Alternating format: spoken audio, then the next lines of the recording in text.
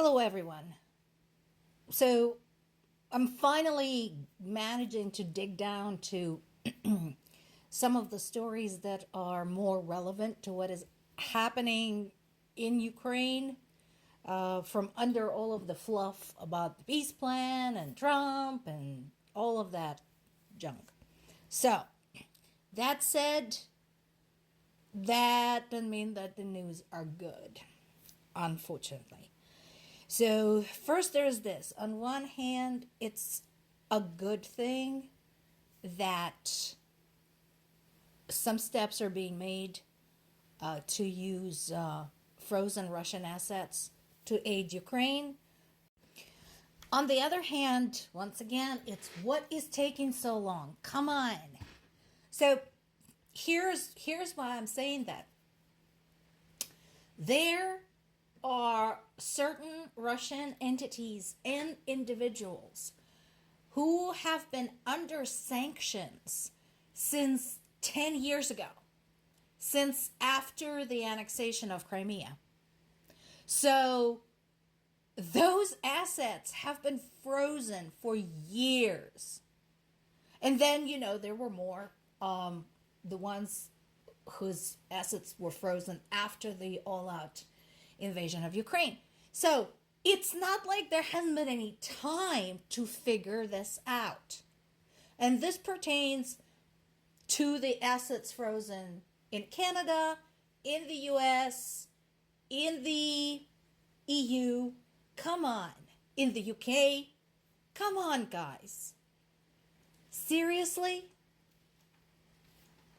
And then there is this. We continue facing an extreme partisan divide here in the United States as we approach the election when it comes to all things Ukraine. It's not just lack of understanding among the right of how this war impacts the globe and that consequences will affect everybody, including the United States, affect them negatively. It's also the vision of the world presented by Putin that appears to be much more acceptable to the Republicans than the vision presented by the other side, by the Democrats. The vision with no rights for women, extreme measures against the LGBTQ community, extreme nationalism, where xenophobia runs rampant. They like this version better. I'm sure they would be extremely happy to find out that there's actually a project in Russia seriously being proposed by certain political pundits and government members saying that there should be birthing settlements where people are willing to move and where they would be provided fairly high standard of living as long as they're willing to have children until they can't anymore. Handmaid's Tale come to life. There has been some progress a couple of days ago when it comes to recapturing some of the areas that have been occupied by Russians for some time now, and this is one of them. Ukrainian troops apparently had to engage in hand-to-hand combat as they have recaptured a processing plant in the town of Vovchansk. This is in the northeast, so this has been occupied for 4 months.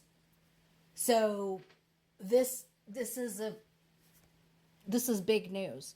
And again, for those of you who are watching the progress of the two armies, please remember that This is all developing over a period of time, fueled by multiple factors. So, yes, it is true that Ukraine has been losing territory in some areas. And it's also true that they have been regaining territory in some areas. Okay? So, I'm just encouraging people not to panic. And my hometown of Zaporizhzhya, my native town, continues getting pounded. We are up to 22 injured, including 2 children. An apartment building has been partially destroyed, and those groups that are monitoring the situation are saying that a guided aerial bomb was used in this attack.